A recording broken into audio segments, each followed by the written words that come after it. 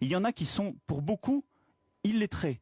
Et une gare, c'est un lieu où on croise les gens qui réussissent et les gens qui ne sont rien.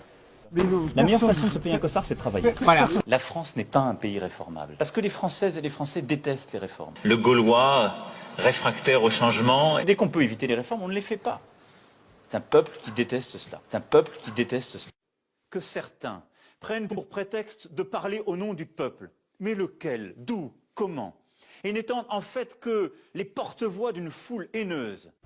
Il faut des travailleurs sociaux, où il faut des gens qui sont en situation de difficulté, mais qu'on va davantage responsabiliser. Parce qu'il y en a qui font bien, il y en a qui déconnent. Après les Gaulois réfractaires, ou encore les cyniques et les fainéants, Emmanuel Macron crée de nouveau la controverse. Mais changer le système, c'est pas simplement dire « je vais pas à l'élection, foutez le système en l'air, et moi je suis une colère, mais j'ai pas de truc à proposer ». Il faut proposer des vraies réformes, mais la vraie réforme, elle va avec la contrainte, les enfants. Ne parlez pas de répression, de violence policière, ces mots sont inacceptables dans un état de droit. Moi, j'adore pas le mot de pénibilité parce que ça donne le sentiment que le travail serait pénible. Et en ce moment, notre pays, je trouve, est trop négatif sur lui-même. Et aujourd'hui, c'est installé dans notre société, et de manière séditieuse par des discours politiques extraordinairement coupables.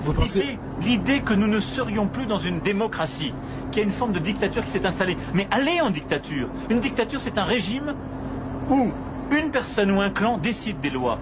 Une dictature, c'est un régime où on ne change pas les dirigeants, jamais. Si la France, c'est cela, essayez la dictature et vous verrez. La dictature, elle justifie la haine.